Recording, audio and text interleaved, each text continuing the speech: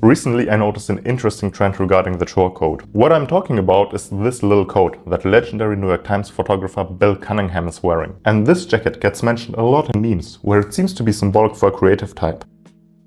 Like Bill. These memes paint a picture of a creative director. Someone who is not only artsy, but also has the aesthetic lifestyle to go with that. Think hanging out at trendy upscale spots like Soho House, casually sipping on $20 cocktails. The Paynter is said to be a fan favorite, I heard. But I'm also noticing more and more upscale brands selling this piece of clothing. Originally though, it was designed as workwear, meant for farmhands and railroad workers. So how did the chore coat make such a dramatic leap? From affordable utility wear to a $500 fashion statement, now associated with creatives and artists, especially considering that other types of workwear, like the carpenter pants, never went through the same transformation. Let's dig and try to understand how that happened. First off, where does the chore coat actually come from? The jacket originated in France during the Industrial Revolution, when the demand for specialized workwear was on the rise. And that's when the chore coat emerged, a loose-fitting jacket designed to be worn over overalls with large functional pockets. And all of this had a very simple construction, which means it was very cheap to produce. I mean, patch pockets, come on. Also, since these coats were built for practicality and durability,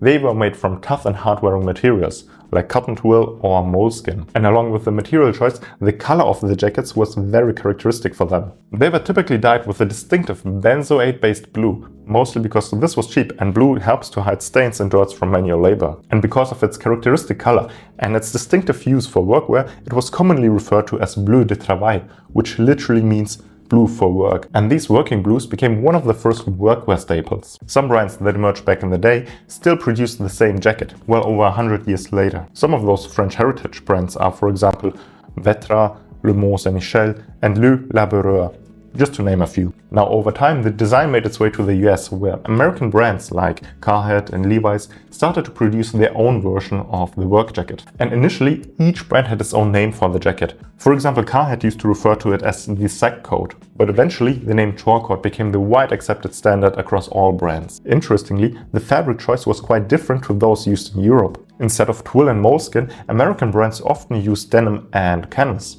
That likely had to do both with consumer preference, since fabrics were already popularized through brands like Levi's and Carhartt, and practical reasons for the manufacturers. Using locally available materials makes so much more sense than importing moleskin from France. And along with the fabric, also the color palette changed. In the US, chore coats were mostly made in brown canvas or blue denim, simply reflecting the dominant colors of those fabrics. The benzoate-based dyeing process that was so common in France was simply not a big thing in the US. And since the coat was durable and affordable, it became a staple in American workwear, where it became popular with railroad workers, cowboys, farmhands, and all sorts of manual laborers. By the way, if you like those kinds of stories about fashion history and why things are the way they are, please subscribe, it helps out a lot. Especially for small YouTubers like myself, it has a massive impact. If not, that's fine, let's get back to the story. Alright, now we see and understand the historical background and understand that the chore coat is actually workwear. But here I am starting to wonder, how did the chore coat actually make the jump? How did this humble piece of affordable workwear evolve into a symbol for creatives, artists, and anyone who wants to be associated with that vibe, or even just to capitalize on the cool factor tied to that group? And how did the chore coat make its way up to the upper echelons of fashion, where today you can easily find artisanal versions of the jacket being sold for crazy high-end prices? More specifically, my question is, why did this happen to the chore coat, but not to other common pieces of workwear? Why didn't items like the carpenter pants receive the same treatment and elevated status? So I tried to do some research, but couldn't really find any write-up or essay that talks about this topic. Then I came across this interview with Bill Cunningham, which was eye-opening. If we all went out looking like a slob like me, it would be a pretty dreary world. In the interview, he describes the chore coat being unstylish and ugly, though I'm sure that others might disagree. Now, see, I think Bill is very stylish. It's individual, it's Bill, the blue smock. His reasoning for wearing the chore coat was that it's affordable, and he doesn't mind wearing it down. The jacket is functional because it has all the pockets. Right. And you can launder it. And I thought the color was nice. Originally, when I started to buy them at the Bazaar L'Hotel de Ville, they were $20, and they were the ones that the street sweepers wore. He didn't want to wear anything nicer, because as a photographer and artist, during his daily work, his clothes just get torn down. You see, with the cameras, the jackets all get torn here. Why have an expensive, beautiful jacket and wear it with all the cameras rubbing on and wreck it? I can't imagine such wastefulness. He didn't want to ruin anything nicer or more expensive. And that's when it clicked for me. Through all of my time on social media, I completely forgot that most artists are actually dead broke. The reality is, art doesn't pay that well, and the creative director who hangs out at Soho House sipping away on his fourth $20 cocktail is definitely a minority. The truth is, most artists can't afford that lifestyle. This would be an upscale French cafe for me. Also, most artists and creatives used to work with their hands. Before the digital age, creating art wasn't about clicking around in Photoshop. It meant physically building things, painting and using tools. And all of these activities are hard on clothes and are likely to ruin them. Of course you wouldn't wear your nicest suit to paint or do pottery.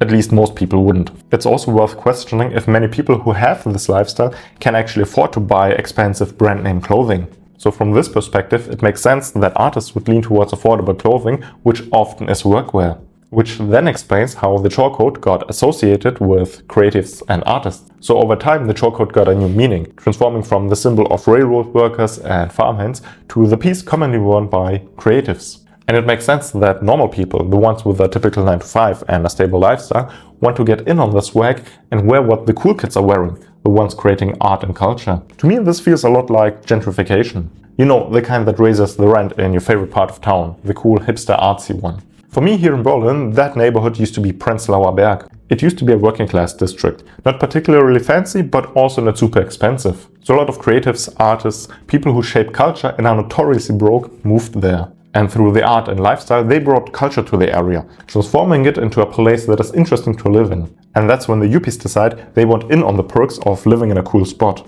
Suddenly rent skyrockets, and now Prenzlauer Berg, or Piberg, how the non-German speaking expert yuppies call it, is one of the most expensive part of town.